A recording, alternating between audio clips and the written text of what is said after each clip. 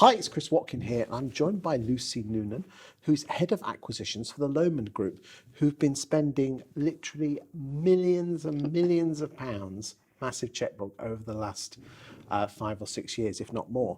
Thanks for joining me today, Lucy. What top tips have you got for letting agents on how to prepare their business so they get top dollar for their business? Talk to me.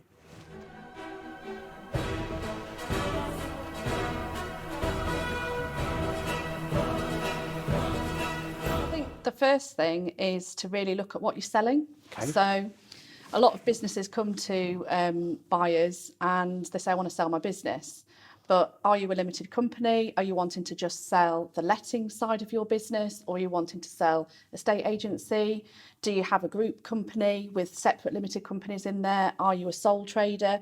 I think it's really important for sellers in particular to get really good advice from their accountant and start to structure the business and how they want to sell it. Do you find that they don't even speak with their accountant and they're already going? Yeah. And wow. They might just say, I actually just want to sell my lettings business.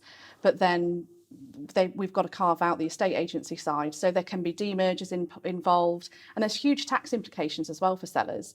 So, I think seeking really good advice and understanding, am I retiring and wanting to sell the whole of the business? And getting that structure right before you go out to market to go, right, I'm ready for sale, it is really important. So first top tip is go and speak with your accountant, decide exactly what you're selling, what vehicle you're selling under, and I'm assuming it's probably going to be a lot easier to buy something where they've actually chopped it in half. Yeah, absolutely. Would it be fair to say that you'd probably, if it was a clean sale, as in it was all pre-packaged, ready to go, you'll probably pay more than something where you have to faff about, even though you're not paying for it to be faffed about? Yeah, absolutely. There's two key types of sale of a purchase. There's either an asset purchase or a share purchase. And an asset is we're literally just lifting the asset of that business into the group. So that's a lettings book. So as an acquirer, that's the best form of acquisition for us, but that does have further tax implications. A share purchase is we're buying warts and all, the whole thing. So we're buying all of your contracts, your fleet, your premises, everything. So it depends on how you want to sell. And a lot of the time, people don't even know the two differences for that. So getting a good structure and understanding what exactly it is you're wanting to sell will end result, you'll get a better price and also pay less tax. Okay. What's the second one? So my second tip is, do you work in the business or do you work on the business? I think one of the things definitely at the moment, especially with what's happened with COVID, is a lot of people have kind of mucked in. So they don't have defined roles. So they don't have a client account manager. They don't have a property manager. They don't have a lettings negotiator or a valuer. And a lot of the time, small businesses, that business owner does everything. So if you're wanting to sell as an acquirer, I'm looking at that business and going, well, you're quite critical to the success. Does every landlord have all of the relationships with you as an individual? And if they do, then you need to start thinking about, actually, how can I transfer that experience and that expertise into my key staff? And I think a lot of the time as well, sellers truly believe that they're loyal and they won't leave. But I think the key thing is they're loyal to the business owner, not to the brand. So again, it's starting to think about, if my lettings manager didn't want to come across with the acquisition, but actually I need them to help with the migration, look at putting in a loyalty bonus with them and really thinking about what the most important thing is for them. It seems if everything is towards the owner of the business, that means there's greater control. But at the same time, if you pass it to your team, the team could bugger off and you're still buggered either way. Yeah, absolutely. I mean, it depends on the type of business as well.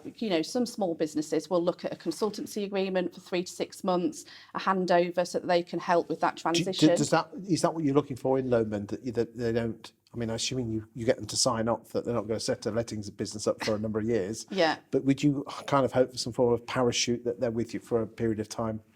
It does depend on each size of the business and what they actually do. And I think sometimes people, when they exit, it's when do they exit? Do they exit on day of completion, or do they exit at 6 months, or do they stay on an earn out for 2 years and help grow the business?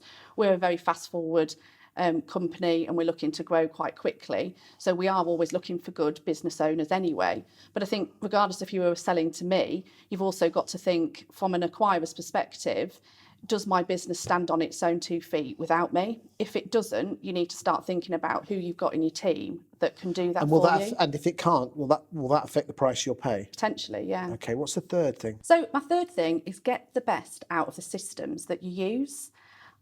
Most letting agents now have CRM systems, all the key ones out there, they're great, but I'm astounded by the lack of use that the best that they get out of the system. So, you know, some people will have a system, but they'll only use it for client accounts and everything is still paper-based. They won't have the gas safety certificates or the terms of business scanned into the system. And this is going to affect the price you pay? It's not going to affect potentially the price that you pay, but from a compliance perspective, it could be that we might have to put in additional retention if you've not got the correct tax exemptions, for example, with overseas landlords. You know, if you've got all of the correct exemption forms scanned into the CRM system, that due diligence process is a lot quicker and a lot easier. But surely that means you're going to pay more for it? Well, potentially, if it's a nice wrapped up business that we can just go, yeah, this is brilliant, and it's easy to onboard. Okay. I think that's key, because if you've got a lot of paper-based information and we can't get the right stuff together, that's not a great customer experience for the landlord as well, because potentially we might be saying you haven't got a gas safety certificate in date and you're going to have to, you know, pay for that. Okay. And so again, you could lose landlords and then that would affect the price. Okay. What's your fourth? So look at your overall costs. Again, people come to us and we, through the due diligence process, particularly if it's a share purchase, we need to look at all of the costs that are associated. If you've got printer contracts that are signed up to 5-year leases, you've got a long lease on your premises still, you've got a lot of cars in there. If you've got your personal car, you know, you're not going to want to sell your personal car with the business. That needs to be novated out. And a lot of the time I see, just last week actually, looked at a business and they just signed up to a contract for 5 years on their telephone system. Well, we're going to integrate into our telephone system. So I'm now going to have to take on either this 5-year contract. That's going to affect the price of what I offer for that business now, because it's ultimately a 70 grand extra cost that I don't need. So for me, look at the overall cost of your business. Don't sign up to lots of different size of contracts, and really think about how you can minimise what you can operate on in order to sell, because as an acquirer, the less is better for us. What's your final fifth one? My final point is get a good support network around you. And that sounds quite vague, but time and time again, you have negotiated the best price for your business, you filled in all the due diligence, but you don't have a good corporate solicitor that understands lettings acquisitions. People can pay absolutely tens of thousands of pounds to solicitors, but actually there's some really good solicitors out there that have done, you know, over 300 acquisitions in lettings. They're going to offer you the best possible advice. And, you know, you want to make sure that that purchase agreement that you're signing up to, that you've got that advice. Also, in terms of your support, you know, it's not just about selling for the best price. Who as an acquirer is going to look after your business the most? You know, at the Lomond Group, we really take pride in, you know, managing and looking after the staff that come on board. Are those people going to do that? Because ultimately, every acquirer most of the time has a deferred consideration. So they'll hold some money from you and set it aside for a period of 6 to 12 months. So you might think you might get $500,000 for your business, but will you get that retention at 6 months? And so making sure you get that good support, a good accountant, and working with somebody that understands the transaction is really, really important. Thank you for your time today, Lucy. In the other videos, we're going to be talking about other aspects on how you can improve the value of your lettings business, and other top tips to ensure that you are the best letting agent getting the best price.